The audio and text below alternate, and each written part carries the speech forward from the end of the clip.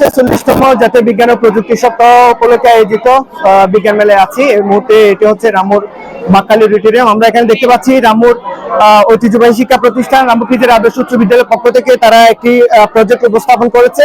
আমরা আসলে বিষয়টি জানার চেষ্টা করব তাদের প্রজেক্টটি সম্পর্কে। আসসালামু আলাইকুম, আমরা রামকৃষ্ণ সরকারি উচ্চ বিদ্যালয়ের পক্ষ থেকে আজকে আমাদের প্রজেক্টটির নাম হচ্ছে ডিজাস্টার ডিফেন্স অর্থাৎ দুর্যোগ প্রতিরোধক।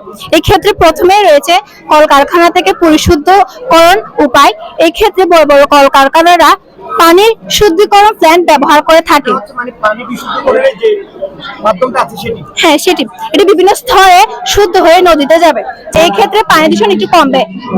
এরপর রয়েছে এটা একটি সেন্সর, এখানে মাইক্রো কন্ট্রোলার থেকে শুরু করে একটি সফটওয়্যার রয়েছে, যার মাধ্যমে এটি যদি বন্যার পানি ওভারফ্লো করে তাহলে এখানে সাইরেনটি বেজে উঠবে। এরপর যদি বন্যা পানি ওভারফ্লো করে এটি বাঁধার সাথে সাথে বৃষ্টি উপর দিকে উঠে যাবে।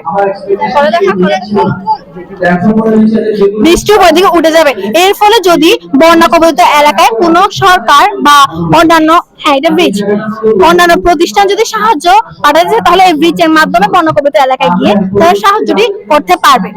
এরপর হচ্ছে ওভারফ্লোটেড হাউস। এই ক্ষেত্রে এই ঘরটি তৈরি করা হবে নিচে বাঁশ বা ঝালসা কাঠ দিয়ে অথবা অ্যাস্ট্রোলোফার।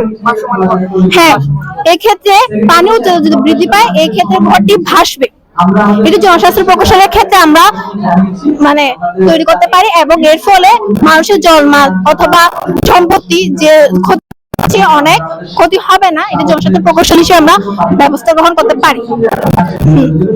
এরপর রয়েছে সৌর প্যানেল। সৌর প্যানেল যখন বন্যা কবলিত এলাকা বন্যা পানি বেড়ে যায় তখন সেখানে বিদ্যুৎ থাকে না, সেক্ষেত্রে আমরা দিনে সৌর প্যানেলের মাধ্যমে বিদ্যুৎ তৈরি করে বিদ্যুতের যেটি উৎপাদন রয়েছে সেটি আমরা চাহিদা মেটাতে পারি।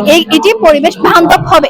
হ্যাঁ, ধন্যবাদ আমাদের প্রজেক্টটি মনোযোগ সহকারে শোনার জন্য। ধন্যবাদ আবার।